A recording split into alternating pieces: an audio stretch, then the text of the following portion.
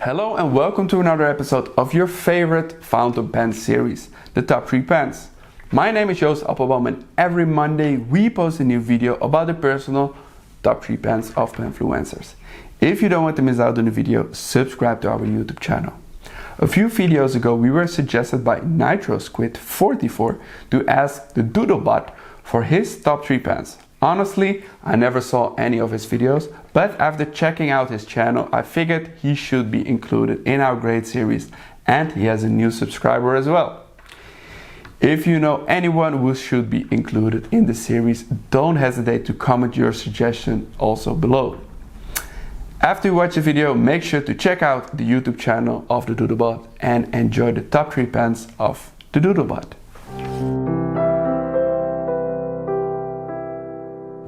Doodlebud, just doing a quick cleanup here before I start recording. I thought I should have a nice clean desk because today I'm doing my top 3 fountain pens. The great people at Appelboom reached out to me and asked, hey, can you do your top 3, Doodlebud? I said, absolutely. I'm excited. Let's do this. So when they first connected with me on Instagram, I was blown away and I had to ask, how did you ever hear of my tiny little channel? They said someone commented that they would like to see the top 3 from Doodlebud. So to whoever left that comment, I just want to say personally to you, thank you so much.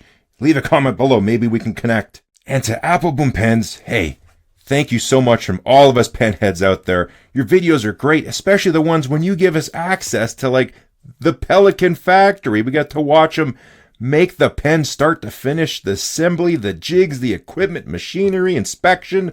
Amazing stuff. I don't even think I should call you Appelboom. That's a disservice. It should be Appelboom. So if you don't know much about me before seeing this, I come from an engineering background, so I like to inspect my pens and measure them and even sometimes modify them. So now you're wondering, what are my top 3 pens? And you might be also wondering, why do 3 this way versus this way? Because I can't. Let's get going. So how I looked at this was, if all my pens were lost in a fire or a wood chipper accident or something crazy stolen, what 3 pens would I have hoped were in my pen case and didn't get toasted? First up is none other than the Montblanc 149. Many people have this as their grail pen. This was on my list too. I thought, I don't know if I'll ever pay that much for one of these pens or get one. But the hunt begun, and it took me, I don't know, about 3 years until I got this pen for the price I wanted. I did not buy this new. I set a price in my mind first of what I thought was reasonable, and I got it for that price. It took a while, but about 70% off the regular retail brand new price. So this is a new old stock. Don't know if the camera can pick it up, but up top it does say W Germany. So I thought, wait, I remember that. I was like 9 years old when that happened. I saw that on TV. Something you kind of forget about as time goes on. So that's kind of a cool feature of the pen as well. New old stock. So I don't know why that happens. Maybe certain pens don't get sold. But I kind of found out once I got the pen maybe why this was new old stock. The nib when I got it was pretty terrible. I will be honest. For this type of pen and the price point and the fame and glamour behind it, I was instantly disappointed. This is a fine nib, the two-tone. It looks gorgeous, but it just wrote terribly. So maybe that's why it was new old stock. Just no one was going to pay that kind of money for that kind of nib. So I got the pen and I knew right away something had to get done. So I sent this off to a nibmeister, waited patiently. I even built a custom pen protector tube so nothing could ever destroy it. Got the pen back, put it on the paper, and was instantly disappointed again. So then I thought, you know what? You sharpen knives and have worked in optics and run machine shops. Surely you can tweak a nib. So I got out my sharpening stones. I already had a little cheap loop for inspecting knife blades. And I got a donor pen, this cheap little thing, like a $2 pen. Gave it a go. And like 10 minutes later, I had a lovely cursive italic nib. So I thought, well, time to level up and try out the 149. And yes, they are made of steel. So now it's this perfect little fine cursive italic that suits my needs just right, tuned the way I like it, the perfect flow. Absolutely love this pen now. I'm going to wait to the end to do a writing sample with all of them together. If the zombie apocalypse was upon us, I would have to make a mad dash in the house to save this pen before we fled.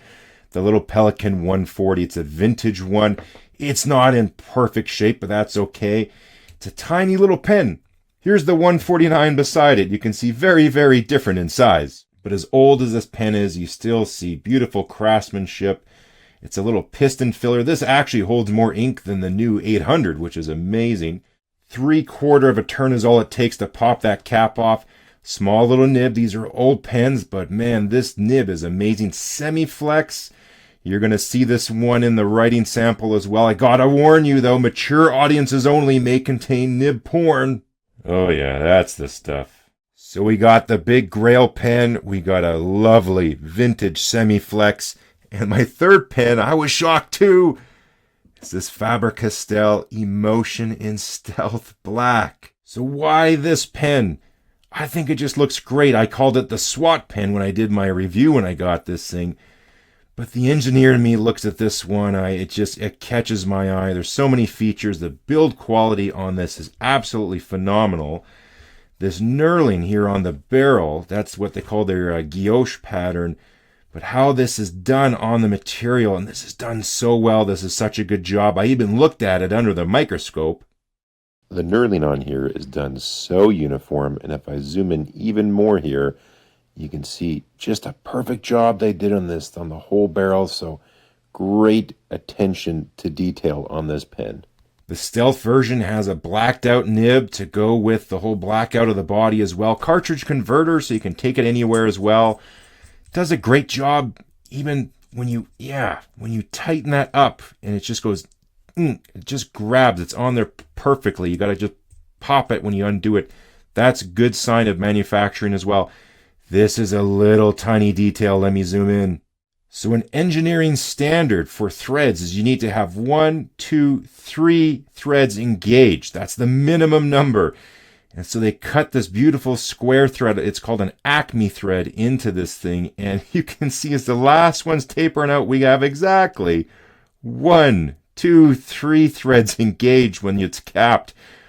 That's a little nod to the engineers out there. So as I mentioned earlier, my thought process was if someone broke in and took all my pens, except for the 3 I happened to take to bed with me that night, which 3 would it be?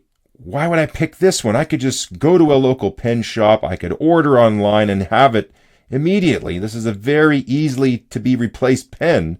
These ones not so much. The reason I picked this one is I use this one a lot.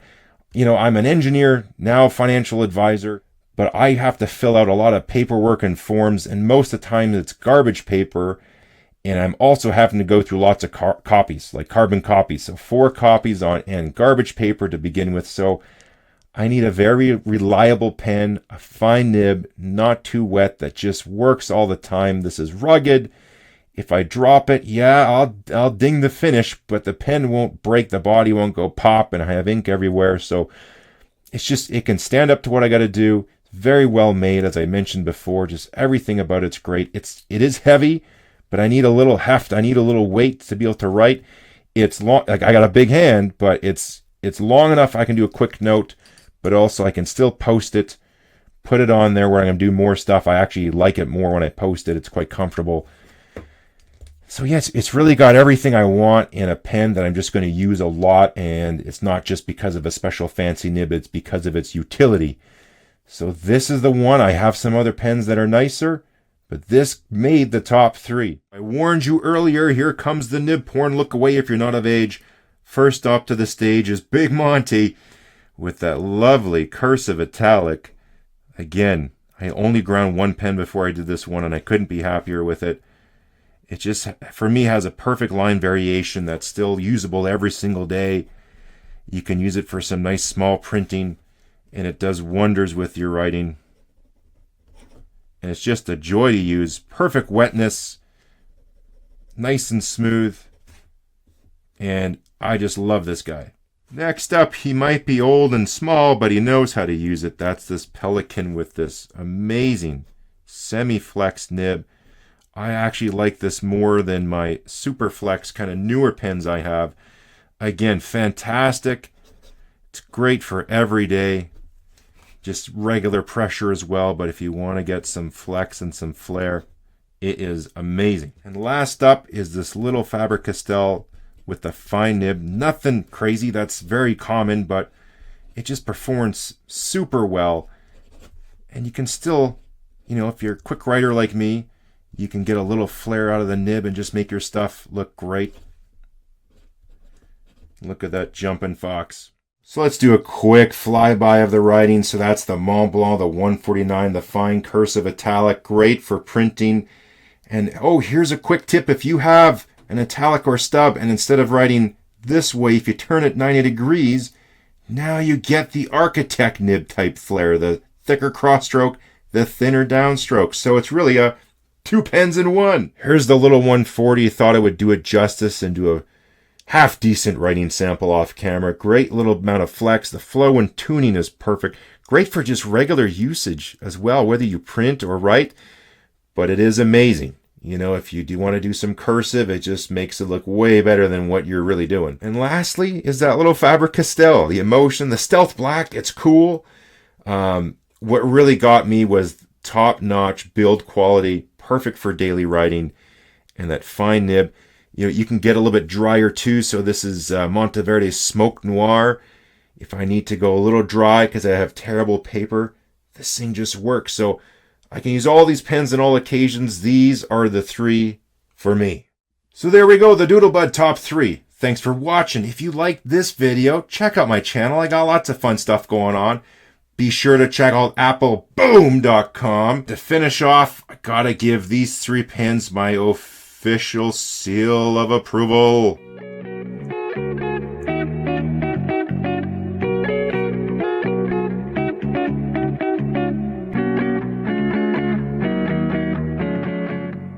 Thanks again. We'll catch you next time.